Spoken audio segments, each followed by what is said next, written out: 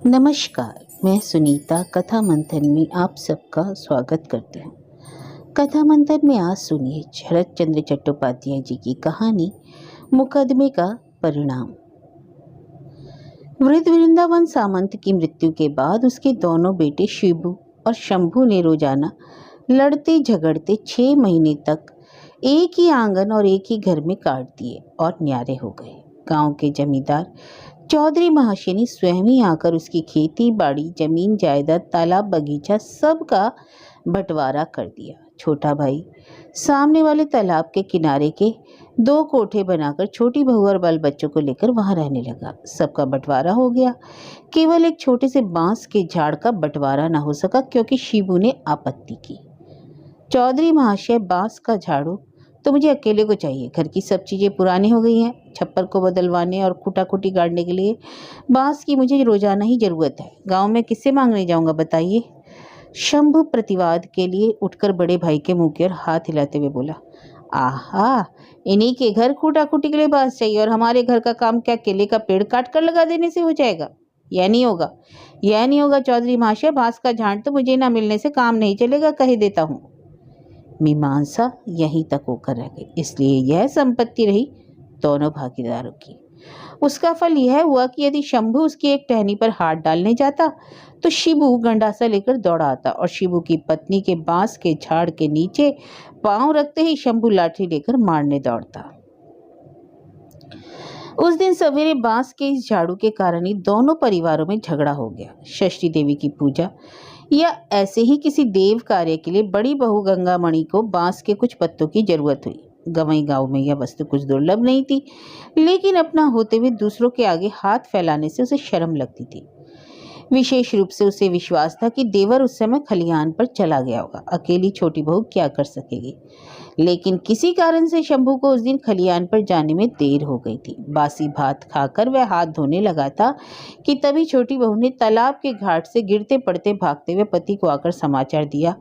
शंभू की कहीं तो रही पानी की घंटी, कहीं रहा हाथ पांव धोना। उसने अरे कहकर सारे मोहल्ले को गुजा दिया और 3 ही कुछान में पास जाकर भाभी के हाथ से बांस के पत्ते छीनकर फेंक दिए और साथ ही बड़ी भाभी के प्रति जिन वाक्यों का प्रयोग किया वे उसने चाहे जहां से सीखे हों, रामायण के लक्ष्मण चरित्र से तो नहीं सीखे, यह निसंदेह कहा जा सकता है। उधर बड़ी बहू ने रोते धोते घर पहुंचकर अपने पति के पास खबर भेज दी। शिबू हल छोड़कर हाथ में हंसिया लिए दौड़ता हुआ पहुंचा और बांस के झाड़ के पास खड़ा होकर अनुपस्थित छोटे भाई के लिए अस्त्र घुमाते हुए चीख चीख कर ऐसा उपद्रव खड़ा कर दिया कि भीड़ इकट्ठी हो गई। इससे भी जब शोभ नहीं मिटा तब जमींदार के घर नालिश करने चल दिया और यह कहकर धमका आया कि चौधरी साहब उसका न्याय करे तो अच्छा है, वरना वह अदालत में जाकर नंबर 1 का मुकदमा चलाएगा, तभी उसका नाम शिबू सामंत होगा।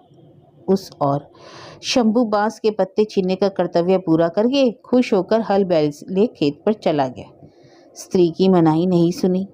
घर में छोटी बहू अकेली थी। इस बीच में जेठ वहां आकर अपनी चीखों द्वारा मोहल्ले को शांत कर वीर दर्प से एक पक्षीय विजयी बनकर चला गया।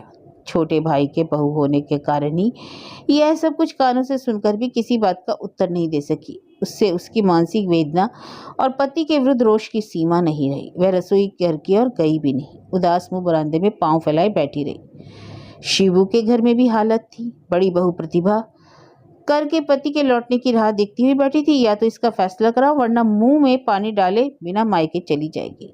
बांस के 2 पत्तों के लिए देवर हाथों इतना अपमान। 1.5 पहर बीत गया तो भी शिबू का कोई पता नहीं। बड़ी बहू फटे फटाने लगी। क्या पता चौधरी साहब के घर से ही 1 नंबर नालिश दायर करने सीधे अदालत न चले गए हों। उसी समय दरवाजे पर भटाक से जोर का धक्का देते हुए शंभू के बड़े लड़के गयाराम ने प्रवेश किया। उसकी उम्र 16-17 वर्ष इसके आसपास है, लेकिन इस उम्र में भी वह क्रोध और गालियों से अपने बाप को भी पीछे छोड़ गया था। वह गांव के माइनर स्कूल में पढ़ता है। आजकल सुबह का स्कूल है। 4:30 बजे ही स्कूल की छुट्टी हो गई थी। गयाराम जब 1 वर्ष का था उसकी माँ की मृत्यु हो गई। उसका पिता शंभू दूसरा विवाह कर नई बहू घर ले आया, लेकिन इस मातृहीन बालक के पालन पोषण का भार ताई के ऊपर ही पड़ा और इतने दिनों तक दोनों भाइयों के अलग न होने तक यह भार वही ढोती आई थी। विमाता के साथ उसका किसी भी दिन कोई विशेष संबंध नहीं रहा। यही क्यों उसके नए घर में चले जाने पर भी गयाराम को जब भी सुविधा मिलती यही भोजन कर लेता था।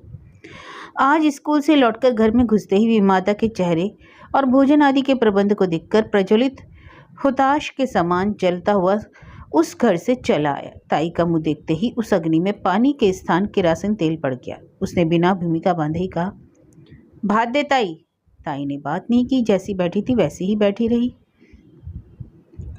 क्रुद्ध गयाराम धरती पर पांव मारते बोला, भात देती है या नहीं बताओ। गंगामणि ने क्रोध से मुंह उठाकर बरसाते हुए कहा, तेरे लिए भात रांधने बैठी है वही देगी। तेरी सौतेली माँ अभागी भात नहीं दे सकी जो यहाँ आकर हंगामा मचा रहा है। गयाराम चिल्लाते हुए बोला, उस अभागी की बात नहीं जानता, तू देती है या नहीं बता। ना दे तो चलूं मैं तेरी सारी हाड़ी मटकी तोड़ने के लिए। यह कहकर वह मिसौरे के पास ईंधन के ढेर में से एक लकड़ी उठाकर रसोई घर की ओर चल दिया। ताई भयभीत होकर चीख उठी, अरे गया डाकू, अधम, दंगा मत कर, कह देती हूँ। 2 दिन भी नहीं हुए मैंने नई हाड़ी मटकी निकाली। अगर कोई फूट गई तो तेरे ताऊ से कहकर तेरा एक पाँव अगर ना तुड़वा दूँ तब कहना।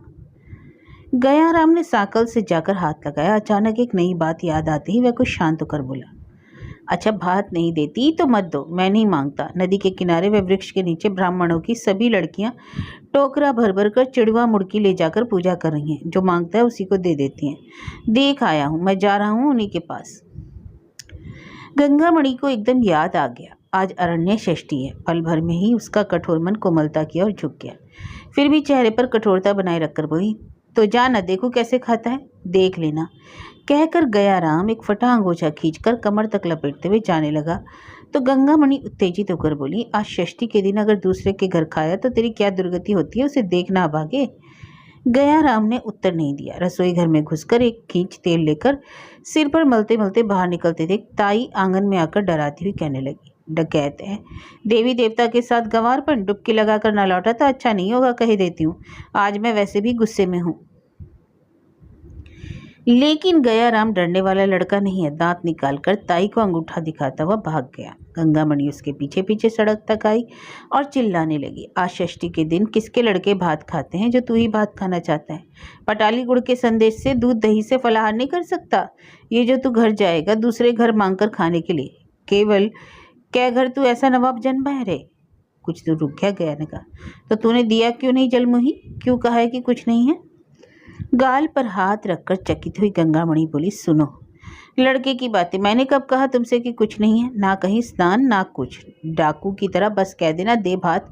भात के आज खाया जाता है जो देती। मैं कहती हूँ सब कुछ तो है, डुबकी तो लगा। गया ने कहा, सड़ जाए तेरा फलाहार। रोज रोज अभागी ने लड़ाई करेंगी और रसोई घर की संकल चढ़ाकर पाँव फैलाए बैठी रहेगी, और रोज मैं तीसरे पहर सूखा भात खाऊंगा? नहीं नहीं, मैं तुम लोगों में से किसी के भी घर नहीं खाना चाहता। उसे हर हर करते जाते देख गंगामणि वहीं खड़ी रोती रोती गला फाड़ने लगी। अरे आज षष्ठी के दिन किसी से मांग कर खाकर अमंगल मत करना मेरे राजा बेटा, तुझे 4 पैसे दूंगी। गंगाराम ने भी भौहें नहीं उठाई, झटपट चला गया। चलते चलते कह गया, मुझे नहीं चाहिए फलाहार, मुझे नहीं चाहिए पैसा, तेरे फलाहार पर मैं इत्यादि इत्यादि। पर आंखों से ओझल हो गया। घर लौटकर गंगामणि क्रोध, दुख और अभिमान से निर्जीव की तरह बरामदे में आ बैठी और गया के दुर्व्यवहार से मर्माहत होकर उसकी विमाता को कोसने लगी। लेकिन नदी के मार्ग पर चलते चलते गया के कानों में ताई की बातें गूंजने लगी। एक तो अच्छे भोजन के प्रति उसे आरंभ से ही अधिक लालच था। पटाली गुड़ के संदेश, दही, दूध, पके केले, उसके अंदर 4 पैसे दक्षिणा। उसका मन बहुत जल्दी नर्म होने लगा। स्नान कर गयाराम प्रचंड भूख लिए लौट आया। आंगन में खड़े होकर पुकारा, फलाहार की सारी चीजें जल्दी लेकर आओ ताई, मुझे बड़ी भूख लगी है। अगर पटाली संदेश कम देगी तो आज तुझे ही खा डालूंगा। गंगामणि तभी गाय की टहल करने के लिए ग्वाल घर में घुसी थी। गया की पुकार सुनकर बनी मन अपनी भूल समझ गई। घर में गुड़, दूध, दही, चिड़ा सब था, लेकिन पके केले नहीं थे, पटाली गुड़ के संदेश भी नहीं थे। तब तो गया को अटकाने के लिए मुंह में जो आया था वह कहकर लालच दिखा दिया था।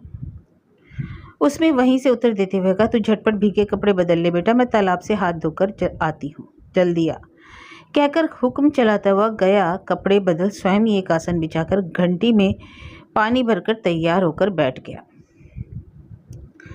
गंगामणि झटपट हाथ धोकर लौट आई और उसे खुश देखकर प्रसन्न होती हुई बोली, यही तो मेरा राजा बेटा है, बात ही बात में नाराज होने की अच्छी बात है। कहकर उसने भंडार में से भोजन की सभी चीजें लाकर सामने रख दी। गयाराम ने पल भर में सारी चीजों को देखकर तेज आवाज में पूछा, पके केले कहाँ हैं? गंगामणि इधर उधर करती हुई बोली, ढांकने की याद ही नहीं रही बेटा, चूहे सब खा गए। एक बिल्ली पाले बिना अब काम नहीं चलेगा। गया हंसकर बोला, चूहे कब खा गए? तेरे पास थे ही नहीं, है क्यों नहीं कहती? गंगामणि हवाक होकर बोली, यह क्या कह रहा है? चूहे केले नहीं खाते? गया दही चूड़ा मिलाते मिलाते बोला, अच्छा खाते हैं, केलों की मुझे जरूरत नहीं। ला पटाली संदेश ला। कब मत लाना। अच्छा ताई फिर भंडार घर में जाकर झूठ मूठ को कुछ देर तक हांडी मटकी हिलाकर भयभीत सी होकर बैठी। अरे उन्हें भी चूहे खा गए बेटा, एक भी नहीं बेचा। ना जाने कब भूल से हांडी का मुंह खुला छोड़ दिया। बात समाप्त होते न होते गया आंखें लाल कर चिल्ला उठा, पटाली गुड़ को चूहे कब खाते हैं? राक्षसी, मेरे साथ चलाकी। तेरे पास अगर कुछ नहीं था तो मुझे बुलाया क्यों? ताई आकर बोली, सच कहती हूँ गया। गया उछलकर खड़ा हो गया। फिर भी कहती हूँ सच है, जा, मैं तेरा कुछ नहीं खाना चाहता। कहकर उसने पाँव की ठोकर खाकर सब चीजें आंगन में फैला दी। अच्छा मैं मजा चखाता हूँ, कहकर वह उसी लकड़ी को उठाकर भंडार घर की ओर लपका। गंगामणि हा हा करती दौड़ पड़ी, लेकिन पलक झपकते क्रुद्ध गयाराम ने हंडी मटकी फोड़कर सारी चीजें फैलाकर एक कर दी और उसे रोकते हुए हाथ में मामूली चोट भी खा ली। ठीक उसी समय शिबू जमींदार के घर से लौट आया। हंगामा सुनकर चिल्लाते हुए कारण पूछा तो गंगामणि पति का सहारा पाकर रो उठी। गयाराम लकड़ी फेंककर सरपट भाग खड़ा हुआ। शिबू ने शुभ होकर पूछा, क्या बात है? गंगामणि ने रोते हुए कहा, गया सब कुछ बर्बाद करके मेरे हाथ में चोट कर भाग गया। यह देखो सूझ गया, कहकर उसने पति को हाथ दिखाया। शिबू के पीछे उसका छोटा साला था, होशियार और पढ़ा लिखा। समझकर शिबू जमींदार के घर जाते समय उसे मोहल्ले से बुला ले गया था। उसने कहा, सामंत जी, यह सब छोटे सामंत की कारस्तानी है, उसी ने लड़के से यह काम कराया है। शिबू ने कोई उत्तर नहीं दिया। क्या कहती हो दीदी, यही ना? उसने बहन की ओर देखा। गंगामणि का उस समय हृदय जल रहा था। गर्दन हिलाकर बोली, ठीक है भाई, उसी ने मुंह जले लड़के को सिखाकर मुझे पिटवाया है। इसका तुम्हें जो करना है करो, वरना मैं गले में फांसी लगाकर मर जाऊंगी।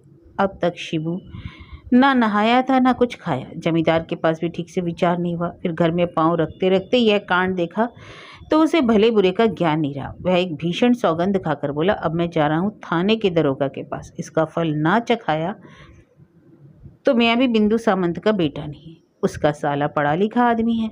उसे गया पर पहले से ही क्रोध था। बोला, कानून के अनुसार इसका अनधिकार प्रवेश है। लाठी लेकर घर पर चढ़ाई कर देना, सामान नष्ट करना, स्त्रियों पर हाथ उठाना, इन सब का दंड 6 महीने की जेल है।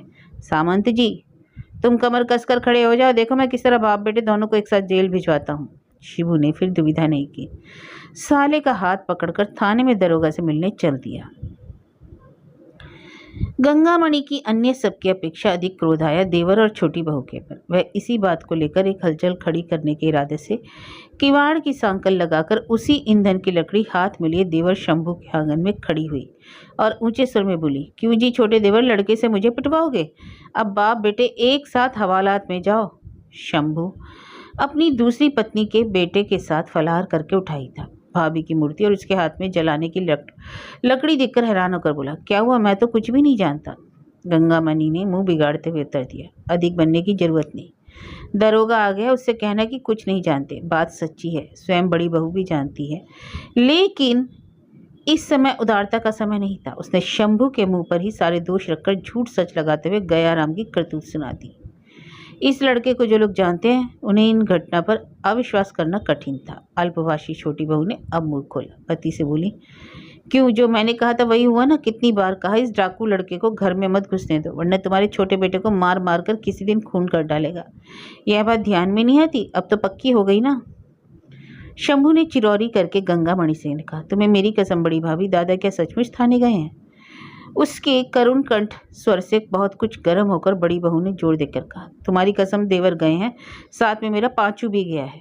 शंभू अत्यंत भयभीत हो गया। छोटी बहू पति के लक्ष्य करके कहने लगी, रोजाने नहीं कहती हूँ दीदी, कहीं पर नदी के ऊपर जो पुल बन रहा है वहां ले जाकर उसे काम पर लगा दो। वे चाबुक मारेंगे और काम कराएंगे। भाग कर जा नहीं सकता, 2 ही दिन में सीधा हो जाएगा। सो नहीं, स्कूल भेजते हैं पढ़ने को, जैसे वकील मुख्तार बन जाएगा। शंभू ने बाहर आकर कहा, अरे वहाँ उसे क्यों नहीं भेजा? सब लोग क्या वहाँ से घर लौट आते हैं? आधे लोग मिट्टी में दबकर ना जाने कहाँ चले जाते हैं, उनका पता नहीं मिलता।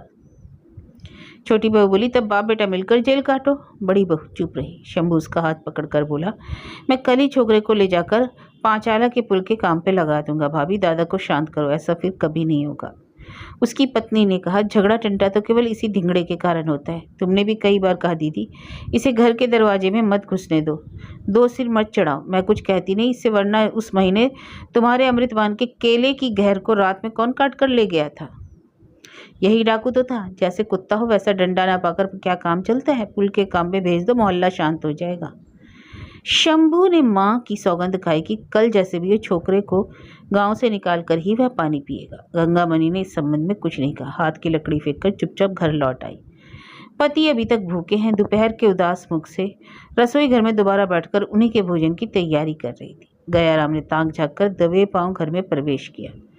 घर में किसी को न देख साहस करके एकदम पीछे से आवाज दी, ताई। ताई चौंक उठी लेकिन बोली नहीं। गयाराम ने दुखी भाव से उसके पास धम से बैठते हुए कहा, अच्छा जो है वही दे दे, बड़ी भूख लगी है।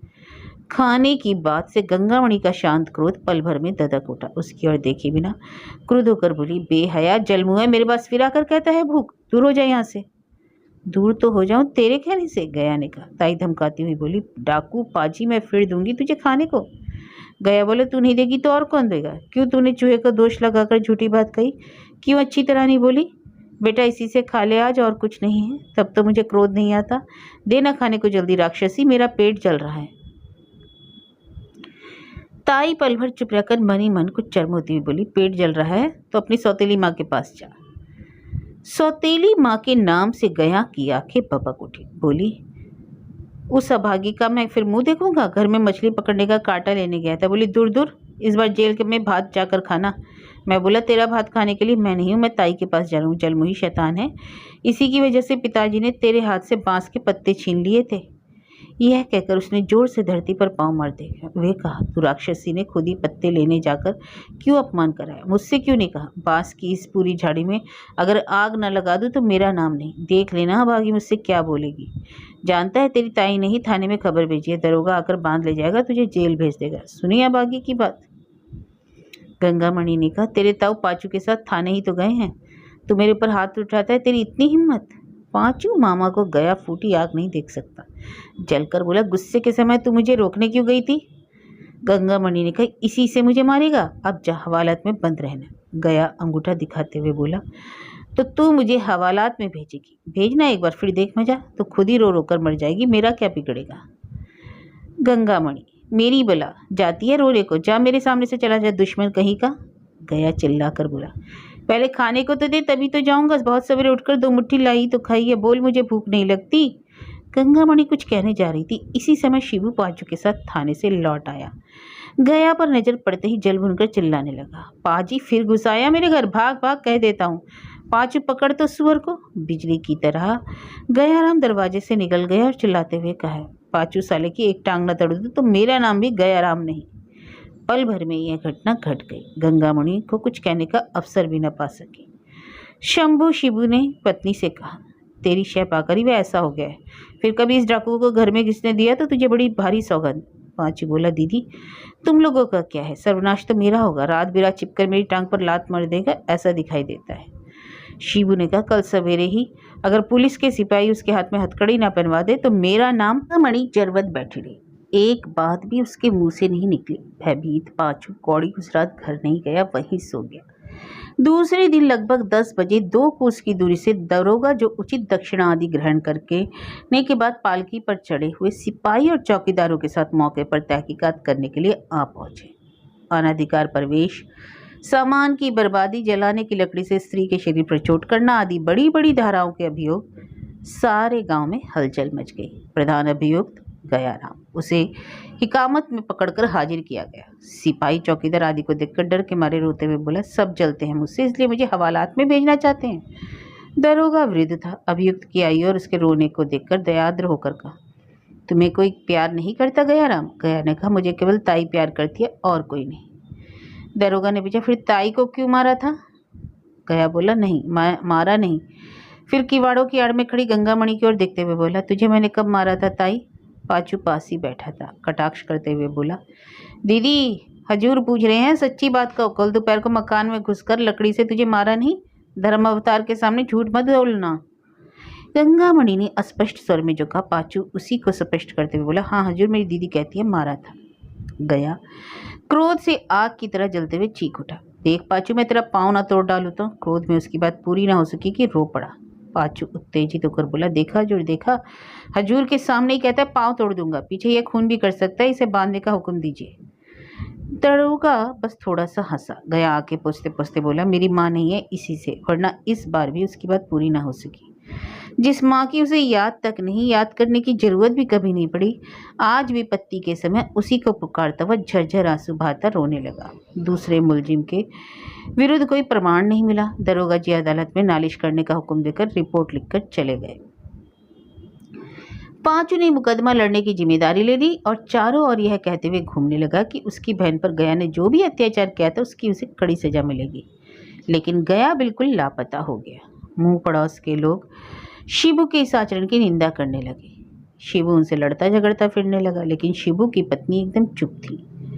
उस दिन गया की दूर रिश्ते की एक मौसी खबर पाकर शिबू के घर गई। उसकी पत्नी से जो मन में आया कहकर गाली गलौज कर गई, लेकिन गंगामणि बिल्कुल चुप बैठी रही। शिबू ने गुस्से से पत्नी से कहा, तू चुप बैठी रही, एक बात भी नहीं गई। शिबू की पत्नी ने कहा, नहीं, मैं घर में होता तो उस औरत के बाबू को मार कर निकाल देता। उसकी पत्नी ने कहा, तब तो आज से घर में बैठे रहो, बाहर मत निकलना, कहकर अपने काम में चली गई। उस दिन दोपहर को शिबू घर नहीं था। शंभू आकर बांस की झाड़ी से कुछ बांस काट कर ले गया। आवाज सुनकर शिबू की पत्नी ने बाहर आकर अपनी आंखों से सब कुछ देखा, चुपचाप घर लौट गई। 2 दिन बाद पता चलने पर शिबू कूदने लगा। आकर पत्नी से बोला, तेरे क्या कान फूट गए थे? घर के पास में बांस काट कर ले गया और तुझे आहट भी नहीं मिली? आहट क्यों नहीं मिली? मैंने आंखों देखा। शिबू क्रोध होकर बोला, तो तूने क्यों नहीं बतलाया? बताती क्या, बांस की झाड़ी क्या सिर्फ तुम्हारी है, देवर का उसमें हिस्सा नहीं?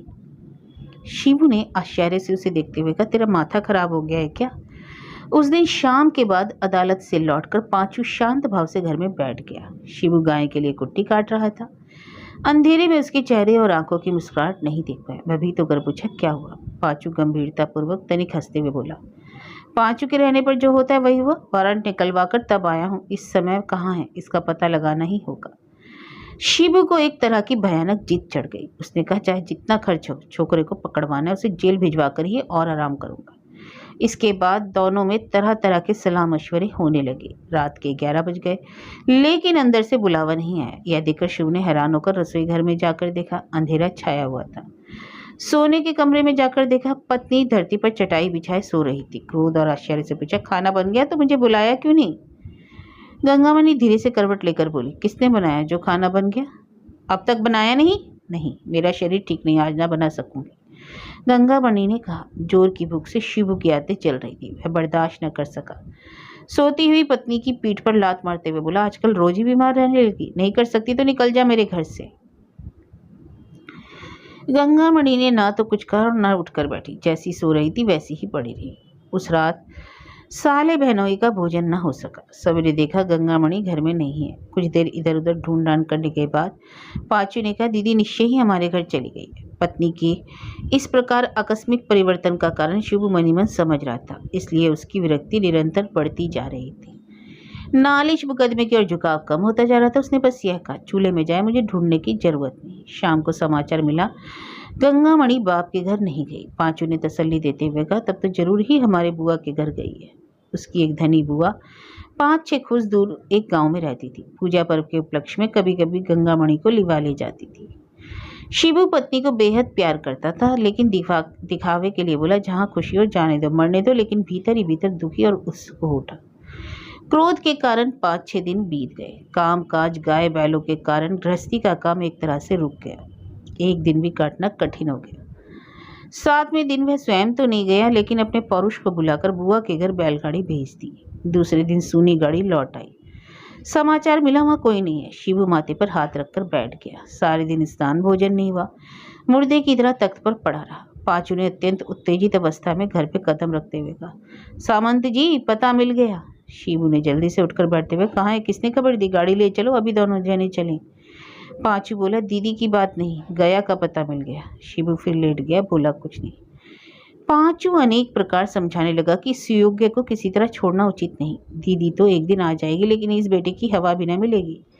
शिबू ने उदास स्वर में कहा, अभी ठहरो पांचू, पहले वह लौट आए उसके बाद। पांचू ने टोकते हुए कहा, उसके बाद क्या होगा सामंत जी? दीदी के लौट कर आने से पहले ही हमें यह काम कर लेना चाहिए। वह आ गई तो फिर नहीं होगा। शिबू राजी हो गया, लेकिन अपने खाली घर की ओर देखकर दूसरे से बदला लेने का साहस उसे स्वयं खोजे नहीं मिल रहा था। पांचू से साहस उधार लेकर उसका काम चल रहा था। अगले दिन रात रहते ही वे दोनों अदालत के प्यादे आदि को लेकर चल पड़े। रास्ते में पांचू ने बताया, बड़ी कठिनाई से खबर मिली है। शंभू ने उसे पांचाला के सरकारी पुल के काम में नाम बदलकर भर्ती करा दिया। वहीं उसे गिरफ्तार करना होगा। शिबू पूर्वक चुप ही रहा।